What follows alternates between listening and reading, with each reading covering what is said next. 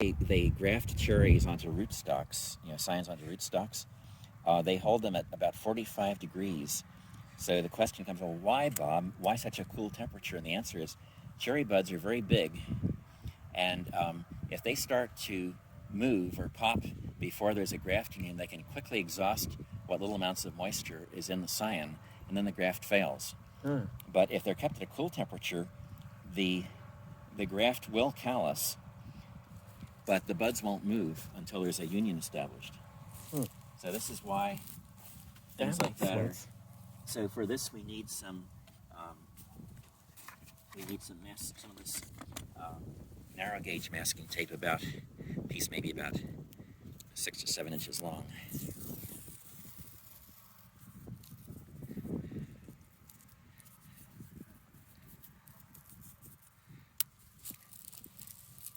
It would be permitted to do that. COVID wouldn't get in the way. Okay. We're getting a lot better at COVID, I think, with people. You might want to save this stick for yourself, and we'll put a label on it because it's a much bigger size. Yeah. And Santina is a good cherry, believe me. Oh, really? Okay, now, I've Jim. never heard of them. Yeah, it's here on this scion here. We have 3 buds that are well placed, and I need to make a cut about 1 1/8 inch long down here. So I'm going to knock off this bud, and I'm going to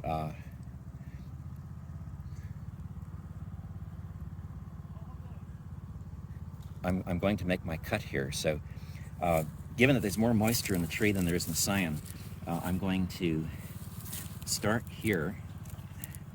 And since it's dormant, trying to do this when the tree has sap in it it's much more difficult because the knife slips. There's other problems. And field grafting, I'm not as fond of as bench grafting, doing it indoors. Like if you had a potted tree. Actually, a bare rootstock is what I would normally use for this. Oh. Okay, well, I've done a pretty good job here, I think.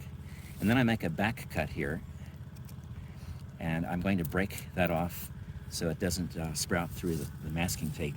And now, this being a tree, you can actually see the cambium much better. Can you see this right there, Jim? Yeah. That's cambium, and then this is heartwood inside it. And then sometimes cherries have a punky interior, and peaches oftentimes do too. And there's a little bit of a. There we go. Okay, that's ready now. Okay, so put this down.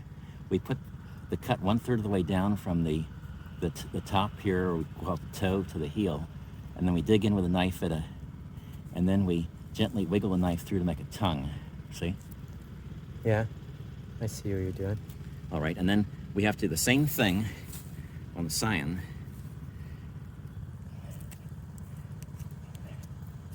Sometimes I will cut across my body like this because sometimes you get more pull that way. Yeah. And this is already just a few strokes and it's ready to put on.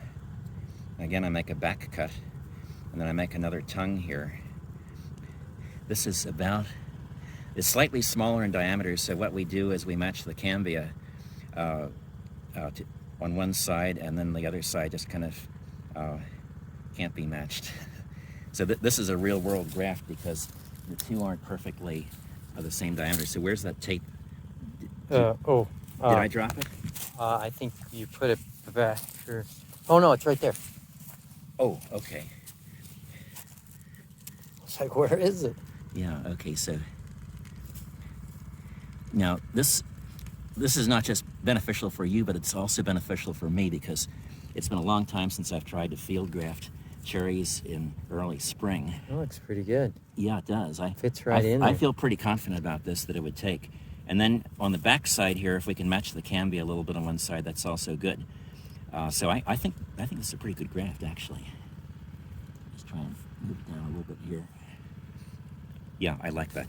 All right, so now we wrap it spirally just as we would the other one. Yeah, okay. And hopefully the tape won't snap on me.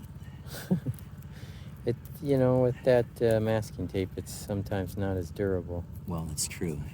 Yeah. One way that one could maybe get this to happen a little faster would be if you temporarily wrap some black electrician's tape around here to warm up the graft union without warming up the buds.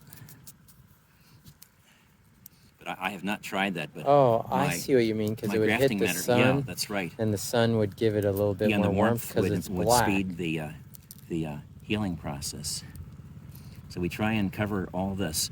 Now, there's one thing that's lacking here, and that is there's nothing to prevent moisture loss from here. I have Doc Farwell's tree paint up there in the garage, and I'm going to paint that union there and the tip here with Doc Farwell, and I'm also going to spray the cyan with high-tech polymer in solution. Oh, okay. So this is going to mean another trip up to the house, I guess, if we want to do this right and you want to see the whole process. Yeah. But I don't mind. Maybe you can drive me up this time. Yeah, I'll drive you up. That'd be happy. And let's make a label for the... Yeah, so you're just spraying it down, moistening it all over. Yeah. Okay, got that. It'll dry in a minute or two. With the high-tech polymer. Yeah, that's right. Okay. You could probably teach me a lot of things about using... 1/8 of a teaspoon of paint here. Maybe even less. Yeah, there we go. This should be quite sufficient. You can see I'm... And that just seals it up. Yeah, that's really to seal the tape.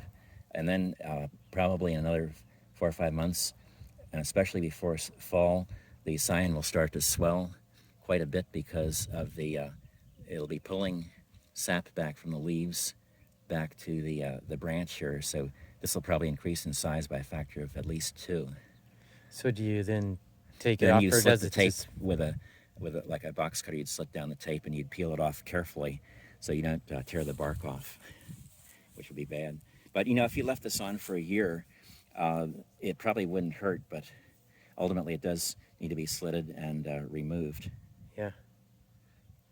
There you go. Okay, I'm gonna